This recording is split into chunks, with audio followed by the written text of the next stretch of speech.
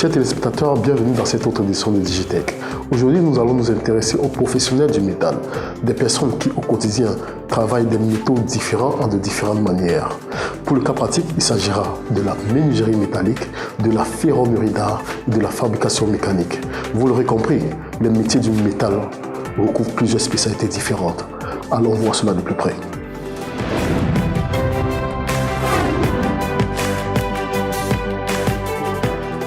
Concevoir des appareils fonctionnels devant être utilisés au quotidien exige la maîtrise de certaines normes et procédés pour que le bilan de sécurité soit optimal.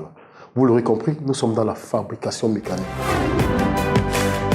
Nous faisons dans la fabrication des machines agro-industrielles et la maintenance industrielle également. Nous fabriquons des machines de transformation de produits agro, c'est-à-dire des pressoirs à huile de palme, presses à huile de palmiste, des presses à jus de fruits, des machines pour transformer des maniocs, etc. Presque tout ce qu'on peut cultiver au champ, qu'il faut transformer. Nous avons des jeunes qui s'intéressent aussi dans ce métier. Nous avons des apprentis, des stagiaires aussi qui viennent des différentes universités dans le pays aussi. Donc également quelques employés, même j'ai 3 employés. J'ai 3 employés aussi. La période d'apprentissage normale, c'est 3 ans. Pour ceux qui sont éveillés, il faut aller un peu moins. Plus aussi pour ceux qui apprennent lentement. Pour des élèves qui ont fait des lycées techniques, ça prend 2 ans, 1 an et demi, ils s'adaptent un peu plus vite. Je peux dire non, la jeunesse, ils ne s'intéressent pas beaucoup. Parce que si on a peut-être 10 élèves, 10 jeunes qui arrivent chez nous pour la formation, on peut s'en sortir avec 3. Donc 3 pour aller jusqu'à la fin. Les autres abandonnent un peu au cours du chemin pour des raisons. La jeunesse aime un peu la facilité, ils n'ont pas la patience de patienter peut-être 3 ans et avoir le diplôme. Ils ont la facilité, avec plein de motos qui sont en route, ils vont attraper une moto. C'est le même élève qui vient demander, dire, oh boss, pardon, je veux que tu soudes ma moto, c'est cassé. Qui n'est pas vraiment, c'est pas bien. Nous avons des difficultés, vraiment des difficultés. La première, c'est l'énergie. Nous n'avons presque pas l'énergie. En semaine, on peut avoir l'énergie en plein temps, 2 jours ou 3 jours. Les autres, c'est les on and off. Les on and off, il y a des jours que pratiquement il n'y a pas. Actuellement, ça fait depuis 3 jours ou depuis une semaine, depuis dimanche passé, il n'y a presque pas l'énergie. Et là, ça nous fait à retordre avec des clients. Respecter les délais de livraison, on ne peut pas. Là, c'est le calvaire avec les clients. D'autres difficultés que nous avons aussi, c'est avec les impôts. Les impôts nous posent trop de taxes à payer. Nous avons, par exemple, chez moi, là, on m'impose de payer 15 mètres carrés pour l'OTVP. Là, ça fait au moins 1500 par jour. En un an, on est presque à 550 000, rien que pour l'OTVP, sans parler de bail, sans parler de la location de site. Donc, c'est vraiment difficile. La conception et la réalisation des portails et antivols, pour ne citer que cela, exige un certain doigté. Vous l'aurez compris, nous sommes dans la menuiserie métallique. Nous allons donc aller à la rencontre de 2 jeunes dont le talent en la matière est établi. Restez des nôtres. Je fais la soudure, donc menuiserie métallique en fait. Bon, faire forger les simples soudures. Le montage des portes métalliques, les antivols, les balcons, les rames d'escalier. Bon, presque tout ce qui en fait, je montre ça ici. Moi, je prends les jeunes ici pour pour la formation. Oui, pour essayer de leur transmettre ce que moi-même j'ai dans ma tête. Parce que ce métier, c'est un métier que pour entrer dedans, il faut d'abord que tu choisis. Bon, quand tu le choisis et que tu viens avec... Tu as la volonté de l'apprendre. J'ai pour 3 ans, et de mettre tout ce que tu as besoin dans la tête. Pour un jeune qui est distrait, ça prend même jusqu'à 5 ans. Ou qui est aussi trop petit. Parce qu'il faut aussi mûrir dans le travail. Aujourd'hui, tellement comme c'est devenu dur, mais il y a quand même quelques jeunes encore qui veulent travailler, malgré que la majorité ne veut plus travailler. La majorité veut faire la moto, mais il y a quelques qui ont encore la volonté parce que j'en ai formé déjà. Depuis que je suis dedans, j'en ai déjà formé au moins 10. Dans les 10, j'ai déjà au moins... Non, je peux dire que j'ai même formé même 15. Mais dans ces 15-là, j'ai au moins 7 qui sont installés. Ça veut dire que c'est ceux qui ont la volonté. Je suis ici là pour une formation de soudure métallique. Je suis là depuis 2 ans. La formation progresse un peu. Juste que quand je ne suis même pas en chômage, les notions partent un peu. J'ai préféré cette formation parce que ici là c'est un peu plus développé rapidement. Ici on explique avec la pratique une fois directement. Bon, c'est plus comme pour l'école, qu'on va expliquer seulement avant de partir après pour faire la pratique. Ici on explique, on fait une fois la pratique. Bon, ce qui me plaît ici là. Non, après cette formation, j'aimerais ouvrir un atelier, mon propre atelier moi-même. Bon, les difficultés, moi je peux pas. Moi je suis quelqu'un que j'ai commencé un peu très jeune, comme je vous ai dit. Donc ça fait que moi j'ai commencé jeune parce que je suis sorti d'une famille où on souffrait tellement. Moi je fais tout et tout pour ne pas avoir trop de difficultés. D'être très honnête pour ne pas avoir les difficultés. Ma qualification professionnelle c'est juridique. Ça veut dire que je fabrique tout ce qui est en fer. Précisément, nous faisons plus dans les portes, fenêtres, balcons, portails, etc. Tout ce qu'on trouve sur le chemin qui est en fer. Pour dire vrai, le fer, c'est notre matière de base. Le fer, c'est notre matière de base. Ces jeunes-là, j'aime particulièrement être avec les jeunes parce que c'est de nos jours, on fait avec les jeunes. De nos jours, on fait avec les jeunes. Et j'ai la chance de tomber sur les jeunes qui m'écoutent. Je transmets mon savoir-faire aux jeunes. Parce que ce qui est sûr que demain, ce sont eux qui seront sur le terrain. Ici, chez moi, il y a 7 personnes. Parmi les 7 personnes, il y a 5 apprentis et 2 techniciens. Malheureusement, pour le moment, les techniciens sont au chantier, ils ne sont pas là. Pour un jeune qui n'a même entendu parler de la technique, il faut au minimum 3 ans.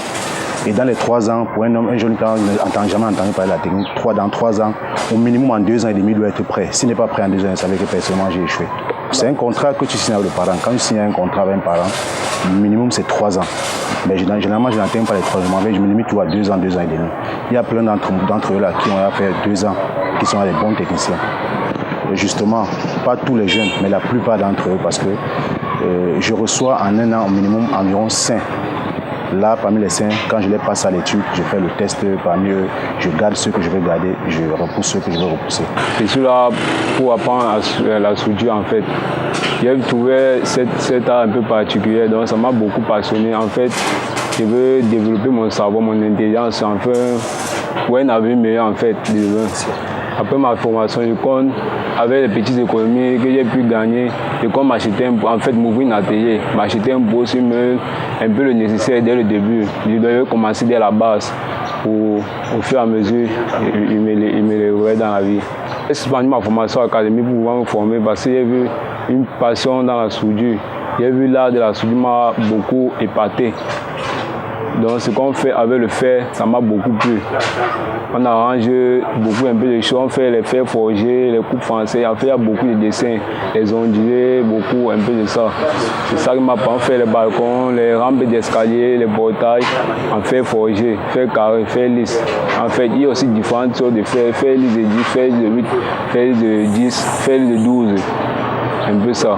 Le conseil que je peux donner aux jeunes, c'est de venir apprendre un métier, afin de pouvoir subvenir à leurs besoins de demain, nous, la famille, afin de pouvoir être dans un foyer conjugal, envoyer ses enfants à l'école, car la délinquance ne paye pas, et nous regrettons ça plus tard.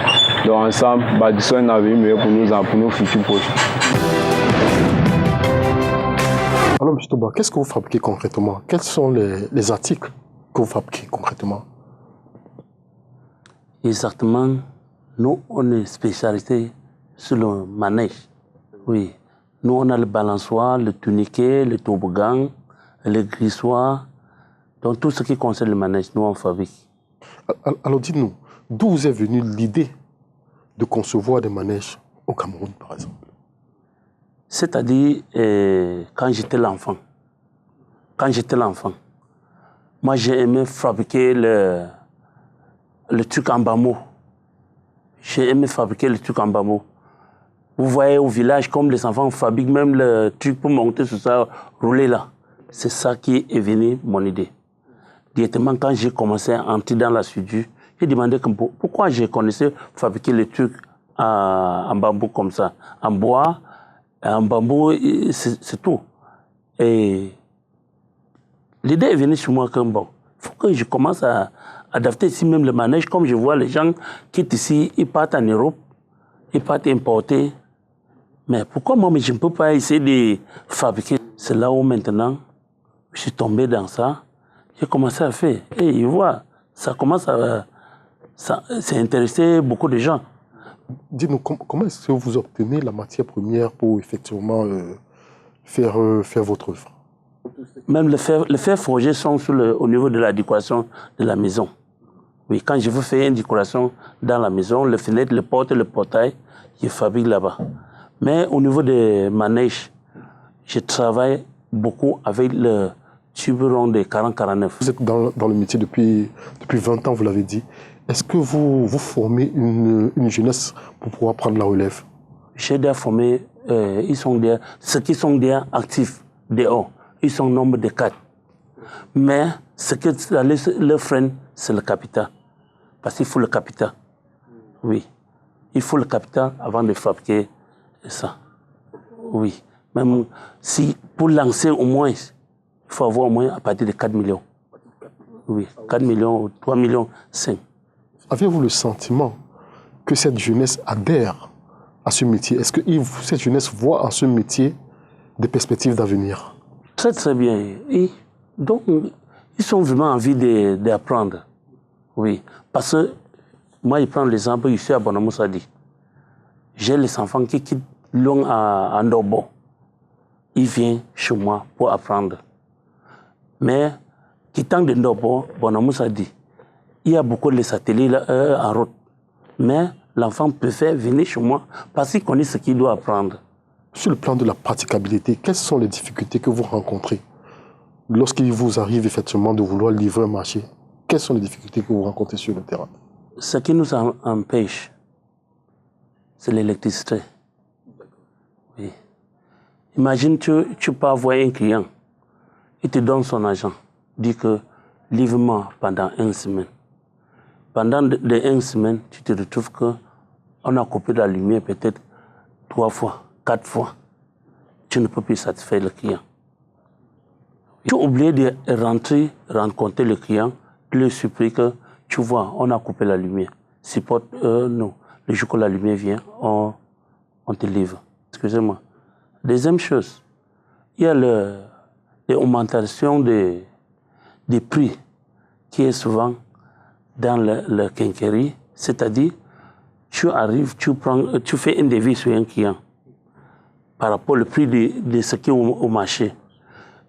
Quand le client revient te donner de l'argent, tu arrives sur le comptoir, tu te retrouves qu'on a augmenté 1000 francs. Tu es obligé de mettre ton argent sur ça. D'accord. Oui. Mais si il y avait moyen que l'État pouvait faire que quand on veut faire augmenter le prix de quelque chose, il nous fait quand même signe. Il annonce pour que tout le monde est au courant qu'on a augmenté le prix. Là, ça pouvait nous satisfaire. Quand tu as déjà pris l'argent de quelqu'un, tu arrives devant. Quand on a augmenté le prix, ou tu peux le remettre, ou tu mets ton argent sur ça. Pour livrer le marché. Oui, pour livrer le marché. Alors dites-nous, monsieur Toba, si vous étiez donné l'opportunité de vous adresser à qui de droit pour que votre domaine connaisse plus d'expansion, plus de facilité et que vous vous en sortiez mieux, que lui direz-vous? Que lui demanderez-vous? Sinon, ici, on a une difficulté au niveau des il y a les impôts qu'on paie, il y a le récupération temporaire qu'on paie. Si on pouvait nous quand même baisser le taux de ça devait quand même nous satisfaire. Oui, il faut quand même qu'on baisse ça. Monsieur Toba, nous vous remercions infiniment d'être passé et puis de nous avoir donné votre sentiment et comment est-ce que ça se passe dans votre domaine. Bon vent. Merci, monsieur.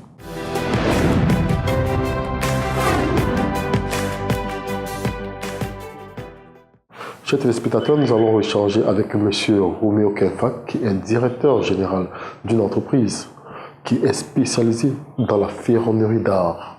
Monsieur Kenfak, bonjour. Bonsoir, monsieur Bella. Alors, dites-nous, qu'est-ce que vous fabriquez? En fait, le métier de ferronnerie d'art, c'est un métier qui se fait dans le tas. Donc, on apprend dans le tas. Donc, du coup, on s'amuse à fabriquer tout ce qui est objet d'art, mais avec du métal. Des fois, mélangé avec un peu de bois, un peu d'autres matériaux aussi également. Alors, d'où vous est venue l'idée de fabriquer des animaux et autres? Pour la petite histoire, je vais vous parler un peu de moi. Moi, au bas âge, étant tout petit, mes parents constataient à la maison que je m'amusais à dépisser tout dans la maison. Donc, du coup, après les études primaires, ils ont décidé de m'envoyer dans un collège d'enseignement technique industriel où j'ai appris du dessin industriel. Donc, tout est parti de là. Donc, à force de faire du dessin, dessiner, j'ai commencé à tout dessiner. Les animaux, les meubles, tout. Je dessine carrément tout. Et avec du dessin, quand vous avez déjà dessiné quelque chose, vous pouvez le fabriquer. Comment obtenez-vous la matière première? La matière première, ici, on a la chance au Cameroun qu'on a des usines, on a des aciéries déjà. On a des aciéries localement. Donc, on trouve la matière première sur place. Deux fois, on utilise de la récupération. C'est-à-dire que des objets jetés qu'on utilise plus à la maison, mais moi j'arrive avec mon génie à les recycler. Par exemple, je peux prendre un réservoir de moto qui est hors usage et je le recycle, je le transforme en un oiseau.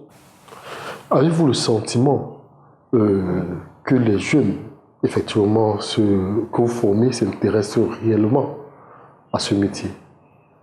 Alors, M. Bella, ça c'est une question qui est d'ailleurs très importante. Est-ce que les jeunes s'intéressent à ce métier de ferronnerie d'art? Bon, je vais vous dire d'emblée que tout au départ, beaucoup n'y croyaient pas. Beaucoup, c'est parce que c'est un métier, comme je vous le dis, on apprend ça dans le tas. Et dans le tas, généralement, le plus souvent, il n'y a pas de règles.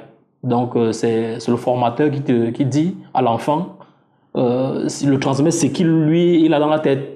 Et du coup, les enfants, quand ils arrivent, la première année, c'est difficile pour eux. Beaucoup repartent parce qu'ils ne peuvent pas. Parce que, imaginez-vous, vous apprenez un métier que vous ne verrez nulle part, qui n'existe même pas ici chez nous. Les ferronniers, ceux qui pratiquent la ferronnerie, là, on les compte au bout de doigts carrément. Donc, les jeunes, quand ils arrivent, la première année, c'est très difficile. Mais pour ceux qui arrivent à tenir, au bout de 2 ans, quand ils commencent déjà à pratiquer.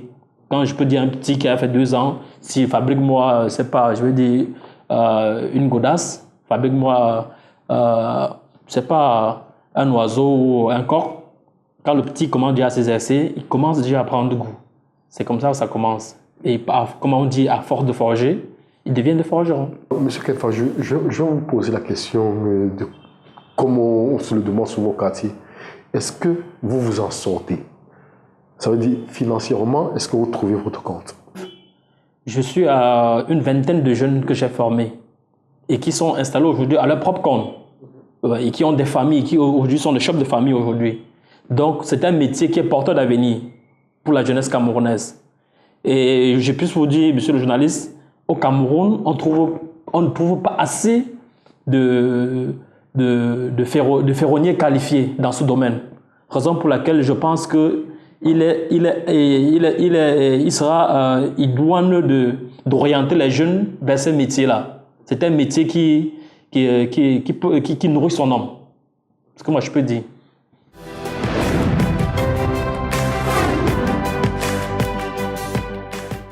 Chers téléspectateurs, c'est ici que prend fin cette autre édition de Digitech. Quant à moi, je vous dis à la prochaine, mais surtout restez scotchés sur les antennes de Spectrum Télévision. Au revoir.